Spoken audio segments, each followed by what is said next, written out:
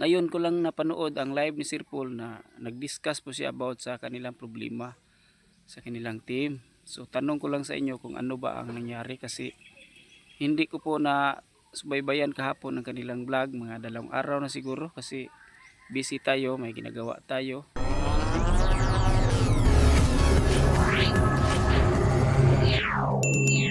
Po mga idol, magandang araw po sa inyo mga idol. Kumusta po? It's me, Miltic Romero TV, ang inyong kaibigan po. Ang ating mga OFW, kumusta? Ang ating mga Chris Paunatics, kumusta? Ang ating PB Team fans at ang ating Pugo Biyahero fans po mga idol. Kumusta po kayo? At ang ating mga OFW, kumusta din? Nandito po ako ngayon sa sa Kakahuyan po mga idol, pag kumuha tayo ng kahoy para panggatong. May tanong lang po ako ngayon sa inyo mga idol, kung ano bang nangyari ng Chris Pau, kasi kahapon hindi ako nakapanood ng Pugong Biyahero. Ngayon ko lang napanood ang live ni Sir Paul na nag-discuss po siya about sa kanilang problema sa kanilang team. So tanong ko lang sa inyo kung ano ba ang nangyari, kasi hindi ko po na subaybayan kahapon ang kanilang vlog, mga 2 araw na siguro kasi busy tayo, may ginagawa tayo. Tapos kagabi na tapos kanina napanood ko kanina ang live ni Sir Paul na kahapon pa to na live, pero kanina ko pa napanood. Tanong ko lang sa inyo, ano kayang nangyari? May problema po pala sila? Kasi hindi ko po kasi hindi po sinasabi ni Sir Paul kung ano po ang tunay na problema nila, kasi private raw ang sabi ni Sir Paul. Tapos sa mga subscriber pala, kumusta po? Bago natin ipagpatuloy ating video, ang ating mga subscriber ng mga Bisaya, kumusta po? At ang ating mga kababayan na nandoon sa ibang bansa, kumusta? Ang ating mga FW, kumusta kayo mga FW dyan? Lalot na po sa Middle East, kumusta? Ingat po kayo palagi dyan mga idol ha, kasi may mga may digmaan dyan. So balikan natin ang video ko mga idol. Ang tanong ko,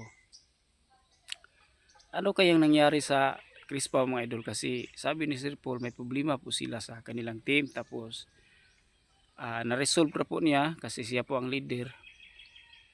Tapos pinauwi po niya si Krishna sa kanila lugar. So hindi po malinaw sa akin kung ano po ang problema nila, kasi hindi po sinasabi ni Sir Paul. Tapos nabasahan ko na lang sa mga comment, pero ang ibang comment ano na po kanang below the belt na po ang ibang comment. So ang ibang comment naman dyan, wag nyong paano pa sobraan. Dapat may limitasyon po ang comments natin na hindi po makasakit ng tao. So nakikita ko sa mga comment, iba-iba ang reaction, iba't ibang comments po na basta mga ano na po, parte kay Krishna, mga below the belt na po ang comment nila, parte kay Krishna at sa Chris Pau. So hindi ko masabi kung ano ba ang dahilan, kasi hindi ko alam na may problema pala sila. So kagabi ko pa nakita sa live ni Sir Paul, kanina. Kagabi nag-live si Sir Paul, pero kanina ko pa nakita ang kanyang live, kasi hindi ako nakapanood ng Pugong Biyahero kahapon. Tapos tanong ko lang, ano kayang problema nila mga idol? Sana po ma-resolve nila, kasi tayo mga Chris Pau fanatics po ay malungkot po tayo, lalot na umuwi po si Krishna. Kasi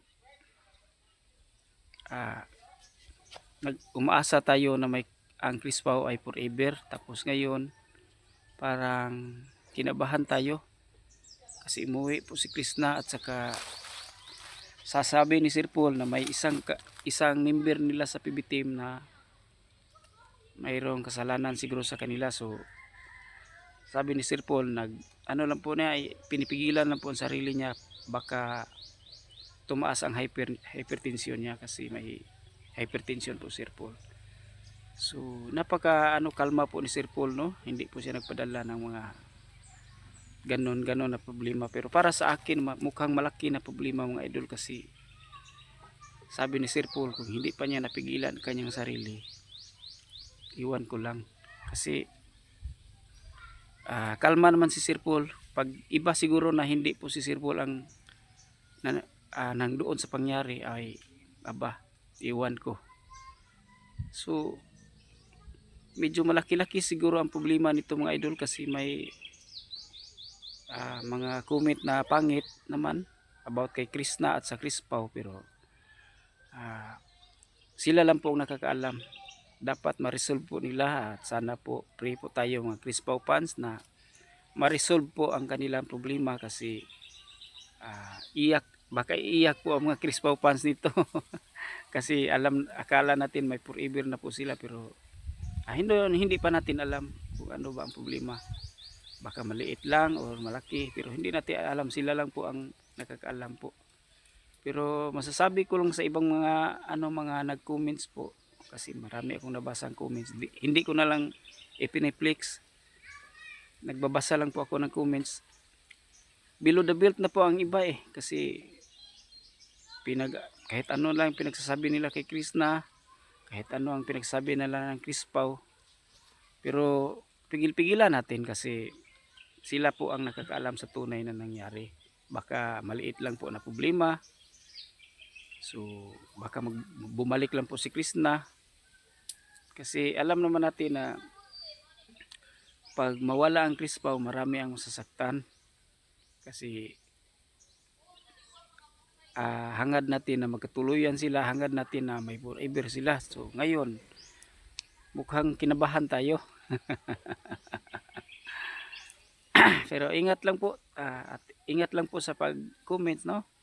Yan lang po ang masasabi ko, ingat lang sa pag-comments ang iba dyan, kasi sobra na po ang comments ng iba. Nagbabasa ako kagabi, binabasa ko ang mga comments.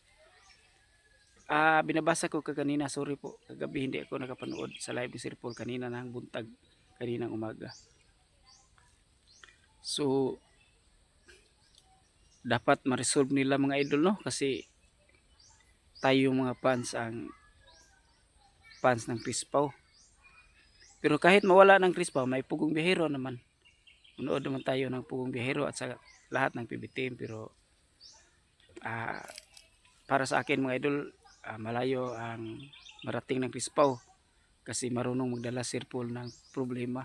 Sabi niya, siya ang leader, siya ang nag-resolve po sa kanilang problema sa team. Siya ang nag-resolve sa problema sa team. So sabi niya na resolve naman daw, nagawa nila ng paraan, tapos pinapauwi lang po muna niya si Krishna para ma-refresh po ang utak ni Krishna, kasi maraming problema na si Krishna, tapos nadagdag pa ang problema na ano ba nga problema ang dumating. Hindi natin alam kung ano yon, sila lang po ang nakakaalam. So sana po mga idol ma-resolve nila, no? Kasi masasaktan po tayo mga fans ng Chris Pao. Yan lang po masasabi ko mga idol. Marunong silang magdala siguro ng kanilang problema, kasi may edad na po Sir Paul, tapos siya po ang leader ng kanilang PB team. So hopefully na maano po ni Sir Paul, ma-resolve po niya ang kanilang problema. So yun lang po mga idol, no? God bless po sa lahat ng nanonood. Maraming salamat po. Sana wag niyong kalimutan na mag-subscribe sa aking channel po mga idol.